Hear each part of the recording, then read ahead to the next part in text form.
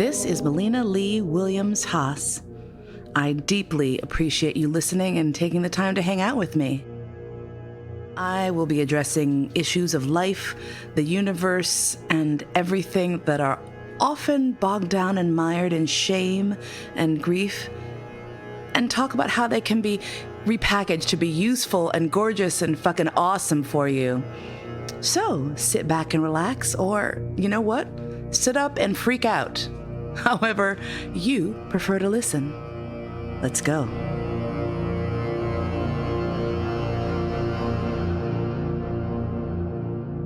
Recently, during a telemedicine exam, the doctor I was speaking to was going through a list of symptoms, et cetera, and she said to me, "Have you struggled with anxiety or depression recently?"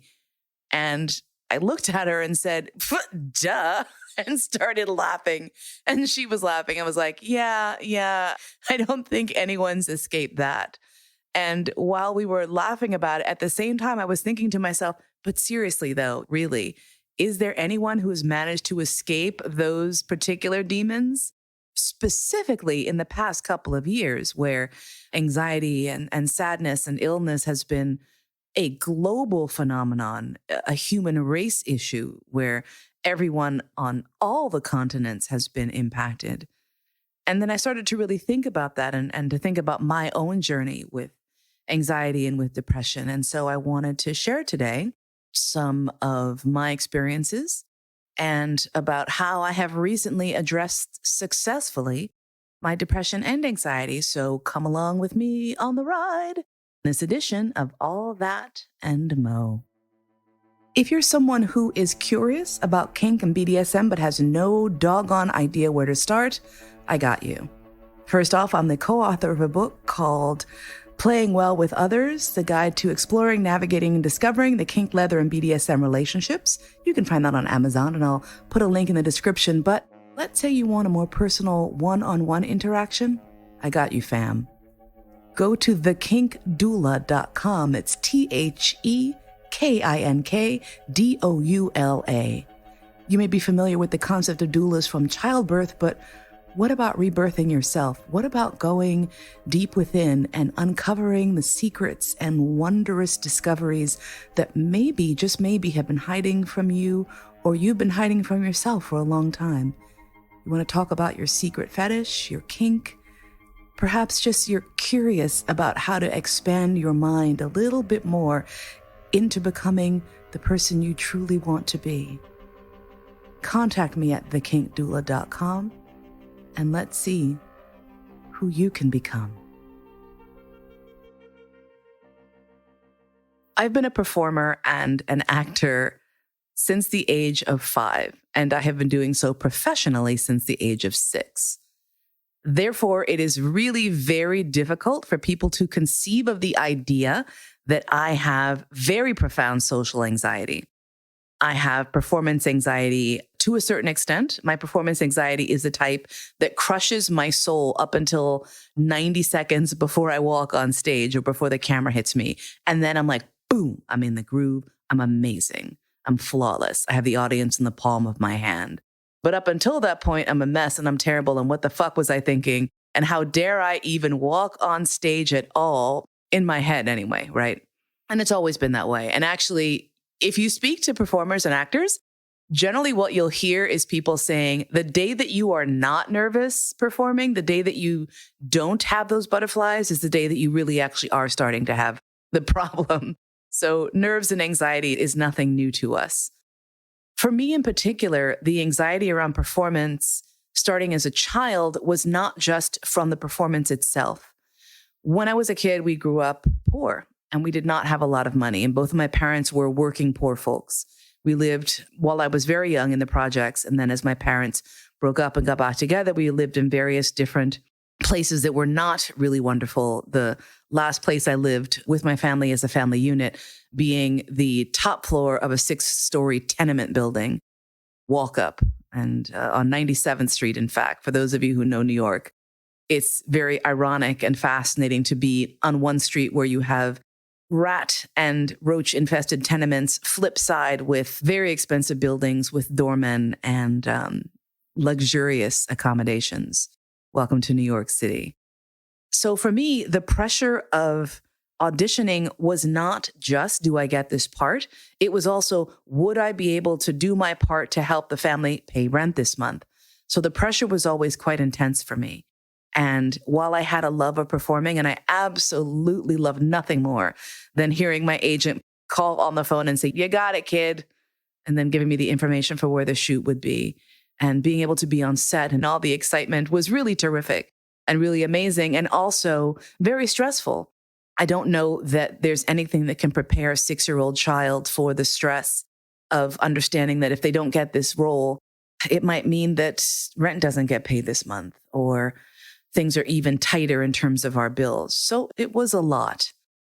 Add to that, growing up in a household with a father with some mental health issues and having to be hypervigilant to the point where I distinctly recall hearing the key in the lock and knowing exactly whether or not my dad was going to be in a bad mood that day. While he was not physically abusive, he was violent towards objects.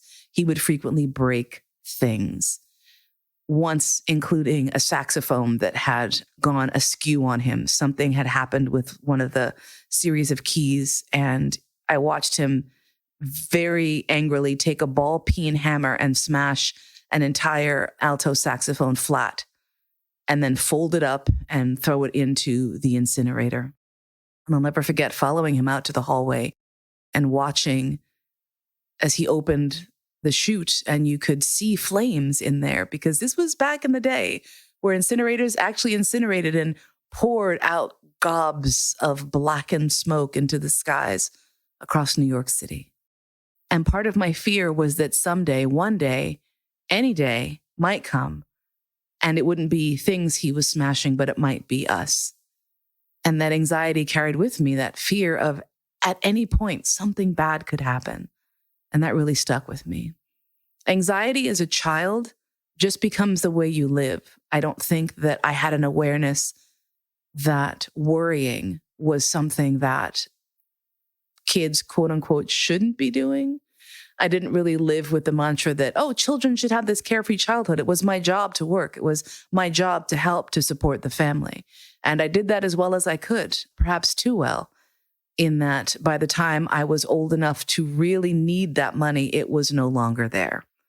When I went to school, I went to NYU to study theater. And unfortunately for me, in the year that I would have been starting the second half of my sophomore year, the funding that I was receiving from the federal government, because I was an outstanding student of color, was all cut.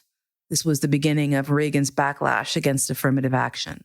And so I was completely unable to afford finishing school, which caused a little bit of anxiety, one might imagine, especially since I had worked and geared myself since the age of 6. And 6 years old, I knew I was going to go to NYU and be an actor. That's all I was going to do. That's all I could do. That's all I wanted to do.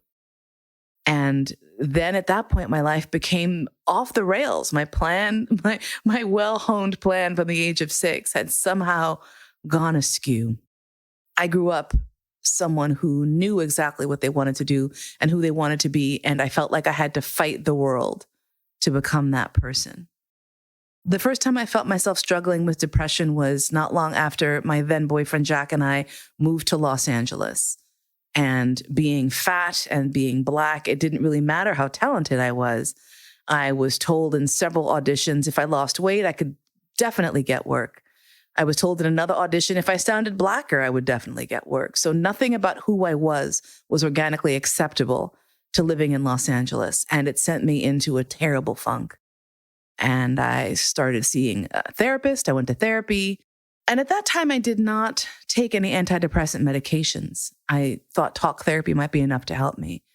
I lived in LA for 5 years, struggled with that, moved to the Bay Area then in 1995, and realized that in addition to genuinely being depressed, I was struggling also with seasonal affective disorder, which was not a thing I even knew existed.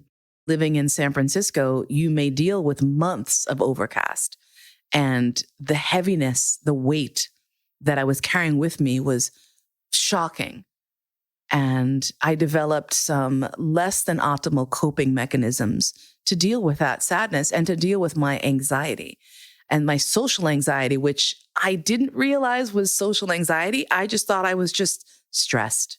And so a shot of Jack Daniels before I went out helped a lot. Totally relaxed. Everything was great until it became 2 shots, until it became a problem, until I had to deal with my anxiety on its own terms when I got sober.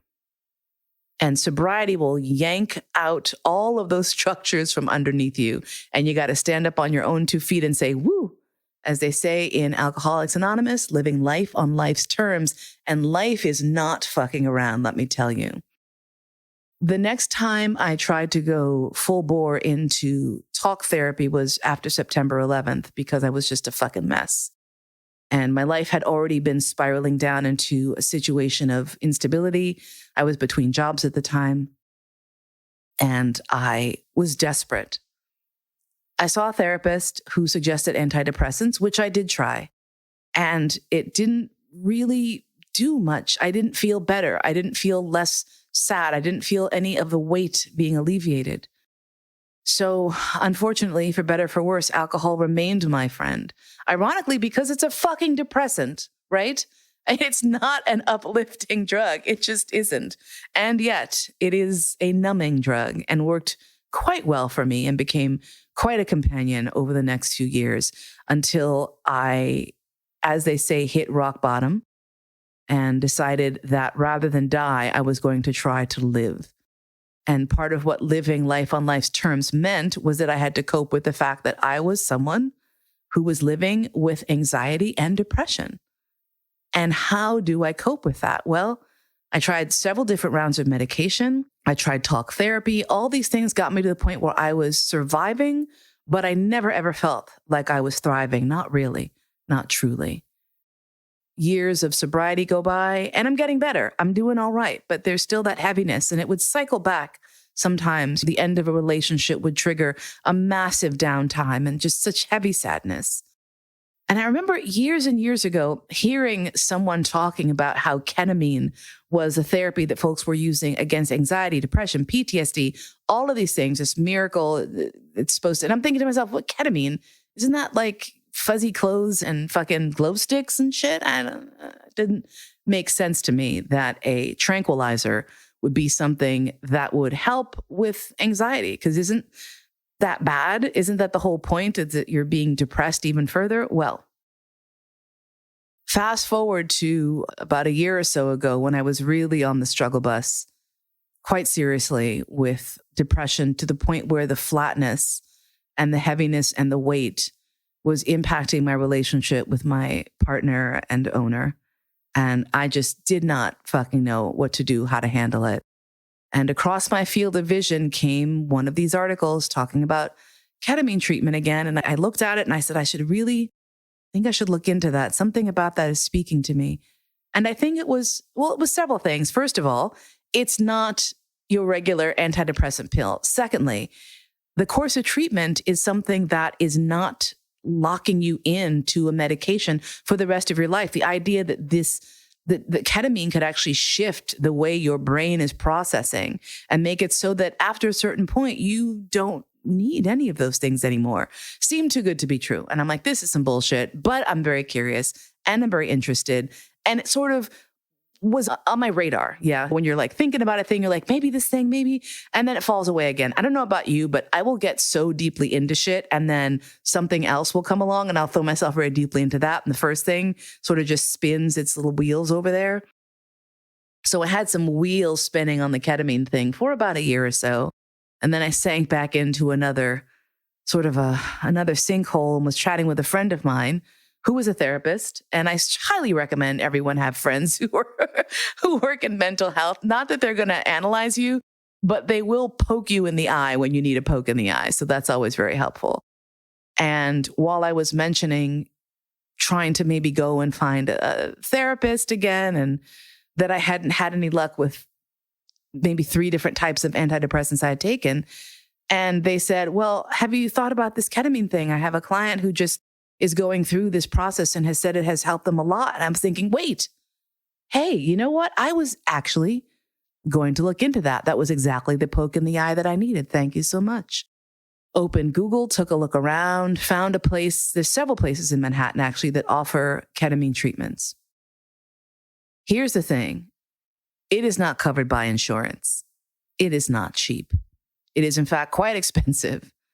And one of the hesitations I had about even talking about this was, do I want to talk about something that's not in the reach of everyone? And then I had to say to myself, well, you know what? That's not the point. It's not my job to decide who can and cannot afford what. Because I'll tell you, even when I was broke as hell, when I really needed to take care of business and I needed to get shit done, I found a way to make it happen.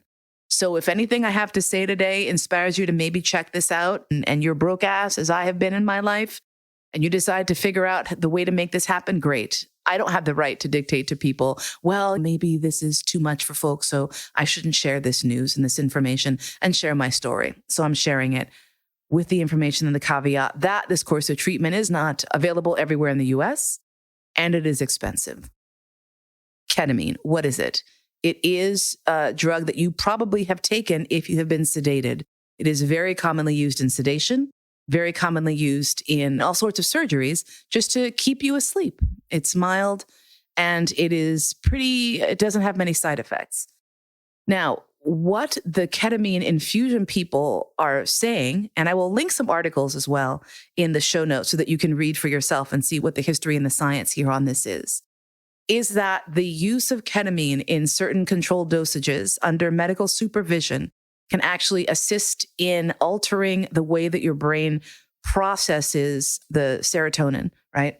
And helps you to get to a point where you will eventually no longer need to even use the medication. And I'm thinking, what the hell?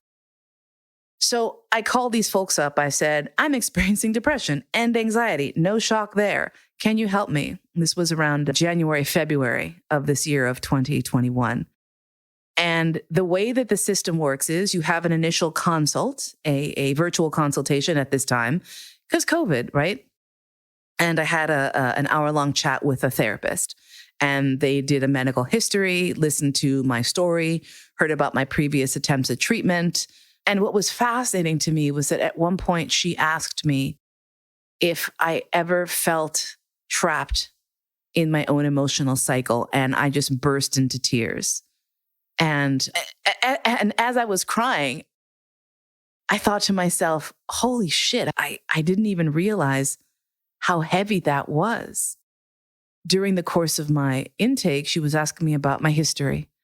And I was telling her about my childhood and about growing up with a dad who definitely had PTSD and probably was also living with bipolar disorder, and my mother who was very passive in the face of a lot of his crazier behaviors and all this stuff. And I'm just pouring it out. And she then asked me about how I had coped with the trauma of my childhood.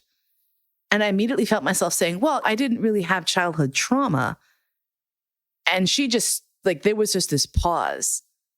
And as I'm saying this, I'm going, oh my God, why am I not even acknowledging the fact that I had quite a bit of trauma in my childhood? Why have I backpedaled from that? Why am I not embracing that reality and coping with it? I had never given any credence to the weight of my own history. And that was some shit. I'll tell you that right now. After the hour of chatting with her, she said, I think that you may be a very good candidate for this type of treatment. And next step for you is to have an appointment with Dr. Brooks, who's the doctor who runs this particular clinic, the New York Ketamine Infusions Clinic. Dr. Glenn Brooks is his name. And so within a couple of weeks, I found myself sitting in front of Dr. Brooks, talking to him about the trauma that I had not previously acknowledged and what my anxiety and depression looked like. And myself asking him, so how the hell does it work? How the heck are you going to say that this treatment, this course of treatment could change the very nature of my brain cells so that I wouldn't need to take drugs for the rest of my life? And what was so fascinating is the idea that, yes, there are receptors that can be trained, that can be moved, that can be nudged, that can be reopened, that can be exercised in ways that the ketamine assists. The course of treatment is this. You take initially 6 infusions in a rapid order. So that's on alternating days. So Monday, Wednesday, Friday, Sunday, Monday. So for alternating days, you go down to this office, you sit in a lovely, relaxing chair. Nurses come in, take your vital signs, discuss with you what's going to happen in the treatment, give you a little bell to ring in case something happens, hook you up to an IV with the ketamine and anti-nausea medications. And for roughly 60 to 90 minutes, you trip your balls off, basically. I had never done ketamine as a recreational drug, and I do not know what the doses that you are given in the infusion are compared to recreational levels. I do know that it was very disorienting and very strange to be sitting in a chair in a doctor's office, tripping, essentially. For me, a lot of the ketamine trip was about sinking into myself and finding portals and entryways into aspects of my psyche that I didn't necessarily have an immediate connection with. I had the idea that I was out of my body. I had the idea that maybe I didn't even exist anymore. I wasn't sure what having a body meant. Bruh, it was trippy as hell. And so after the first infusion, like you come out and within half an hour, you're totally fine, a little lightheaded, but nothing weird. And I was like, okay, well, 1 down, 6 more to go. After the first 3 infusions, over the first 6 days, I didn't feel anything. Going to bed, getting up, nothing. I was like, okay, perhaps I'm one of the 25% of people for whom this has no impact at all. Because the general accepted rate is that for 75 to 80% of people, this type of therapy is effective and helpful in alleviating their symptoms, medium to long term. After the 4th treatment, the day after, I remember getting up and taking a shower and making breakfast for the Spouse-Meister and checking my email. And then 2 hours later, sitting up and saying to myself, I don't think I have spontaneously gotten up and taken care of all this shit in years. It's always a struggle. It's always a struggle to get out of bed. And that day it was not. And I was just fucking gobsmacked. And I was like, okay, don't get excited. Don't get excited. You're not cured. It's not like everything's fine. Because it wasn't like everything was fine at a light had switched, but I noticed that I got out of bed that morning without that horrid feeling of having to force myself and push through this veil of sadness or anger or tiredness or just grief or whatever to get my shit going in the morning. So I thought, okay, all right, well, that's something. That's something. Over the next 3 treatments, I felt incrementally less stressed about getting up in the morning. I felt less exhausted at the end of the day. I felt clearer about making basic decisions, shit that had taken me 20 minutes before. Now I was back to my snappy, quick moving self. And it was, again, not this huge alteration, but just enough for me to say, I have a handle on things that I have not had a handle on in many years. So after the first 6 treatments, then what they recommend is that you do roughly every 30 days or so, what they call a booster infusion. And then over the next 6 months, probably roughly monthly. And then what they say is you'll notice that you probably won't need them as much. And the duration between infusions will probably extend. I will say for me, actually, the distance between the last infusion of the series of 6 and starting to see that sort of my landmark of how it's getting out of bed started to drag again was actually 3 weeks. And I was like, oh man, see, I'm like gonna already have this flowers for Algernon moment where I'm back and everything is terrible again. So I called them and I said, maybe this is failing, but I'm feeling sad again. What do I do? They said, it's all right. It might be that you need a slightly higher dose. We started you off on a moderate dose. And this is not crazy. It's not weird. You're all right. Come in for another infusion. We'll give you a slightly higher dose and then track it for the next time. And that's what they did. I went back in again, had another infusion. And that time it was a month. And after the month, it wasn't like everything was terrible again, but I did feel myself dragging a little bit. What's very fascinating is that once you are signed up for this program, they sign you up for a tracking system. So I'll get a text message every month or so saying, hey, this is your symptom tracker. Let's take this little quiz. And they'll ask you a series of questions about your mood, about your functioning, how are you doing? Yeah. And they give you a score and they track that score. And what was startling to me is that while I didn't necessarily feel day to day a huge shift, after the first 3 months, that score went from something like in the 40s to in the 60s. And again, I'm shocked because I'm thinking, okay, well, I answered those questions honestly as I could at the time. And cumulatively, I'm not seeing some massive change, but obviously something is getting better for me day to day. Second month, it was about 4 weeks, just about 4 weeks. Third month, about 4 weeks. Fifth month, I got to about 5 weeks before I thought to myself, well, yeah, I think it might be time for one of these infusions again. And one of the additional modalities that they offer is microdosing of the ketamine. And they will offer you a prescription for a compounding pharmacy. Obviously, this is not some OTC thing where they're like, here's a jug of ketamine, knock yourself out. But I got a prescription. I have a prescription from a compounding pharmacy and microdoses that you take maybe once a week or so. Nothing that gives you a trippy feeling. You do feel a little bit woozy. I do get a little bit woo, but that's about it.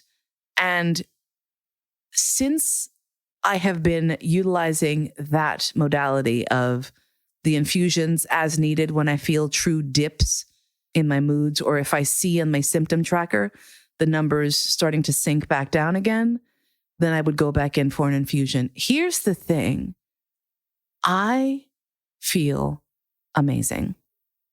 I cannot tell you how different my internal landscape is now, here in November of 2021, than in January of 2021. As a result of this treatment, I'm able to function. My problem-solving skills are back to where, rather than feeling absolutely beaten down and defeated by anything at all that is an issue, I am just taking care of business, whipping through shit and dealing with it. And it doesn't cause me undue distress. So I can safely say I am part of the 75 to 80% of people for whom these treatments have and continue to work. I won't say like a miracle, because science isn't a miracle. Science is fucking science. It is what it is. So what's it going to cost you? The treatments are, I believe, $450 per for the series of 6, and then thereafter monthly as needed.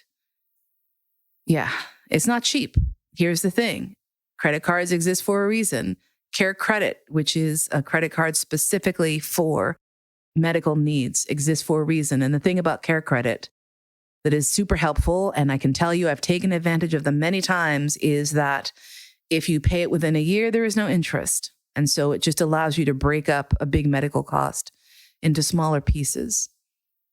For me, it was unbelievably helpful and worth it. I feel liberated. I feel as though this weight that I have carried with me for the majority of my life is not gone, but it's manageable. It has made me stronger. I don't think the weight is any less. I think that my strength and my emotional capacity to cope is what has been elevated. And it's a fucking science miracle. Science can be miraculous, can't it? Our brains are miraculous, aren't they?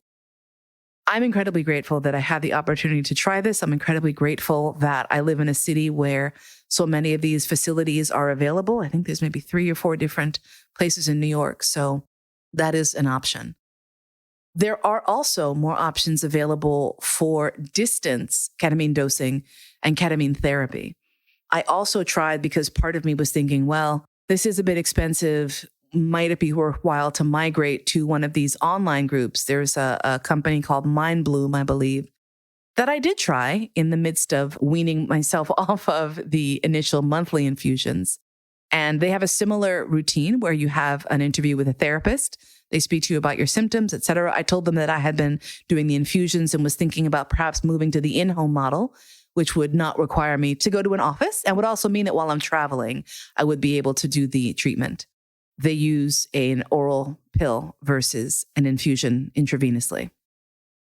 What was interesting for me, and I did 3 different sessions with the Mind Bloom, was the first session I did was very profound. And interestingly, I actually accidentally swallowed more than I was supposed to. They have you do this whole thing where you have to hold it in your mouth, but not swallow it and then spit out the remaining portion of the tablet. It's like this dissolving thing. And I started choking, so I swallowed too much. And I'm like, oh my God, I'm going to overdose on ketamine. Obviously not. But I wasn't sure what was going to happen. Well, what happened was, and it was kind of fucking remarkable, I had a true ego death experience. And what that meant was I was convinced that I no longer existed. I had moved on into another state of being. I was an atom in the universe zipping around and just being.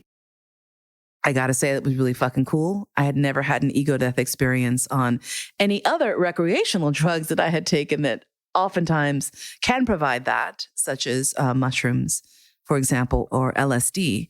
But I'd never had an experience like that. But I did with the ketamine. And with that particular modality on the Mind Bloom, I'll tell you what was fascinating.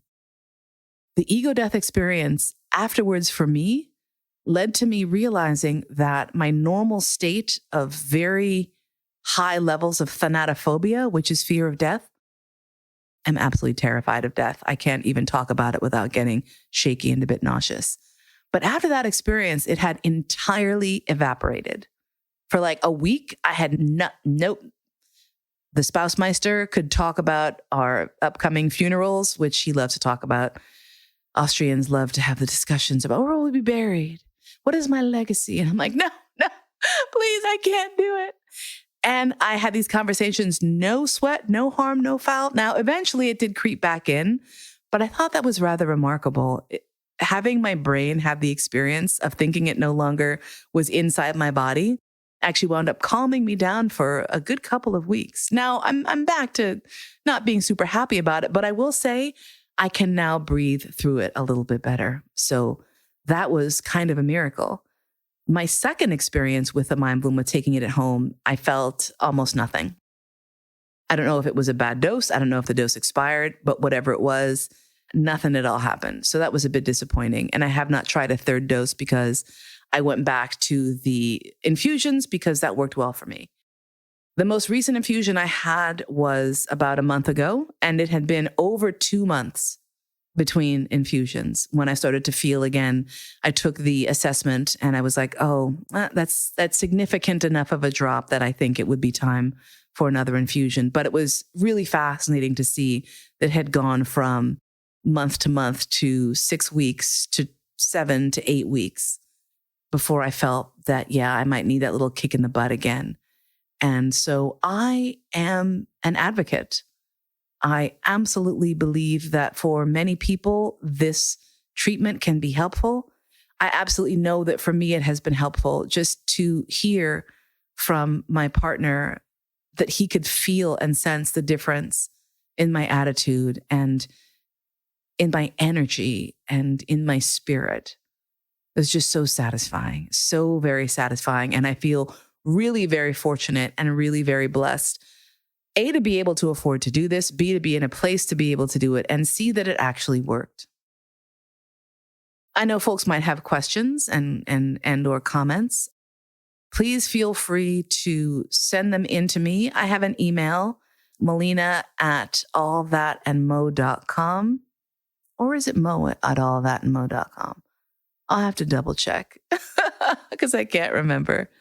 Whatever it is, I will make sure to put a contact message down below so that if folks have questions that maybe I could address in a later episode or something along those lines, I'll do that. Thank you so much for listening. Please do everything in your power to take care of yourself because you are so fucking precious and beautiful and unique and worthy, mostly worthy. I love you.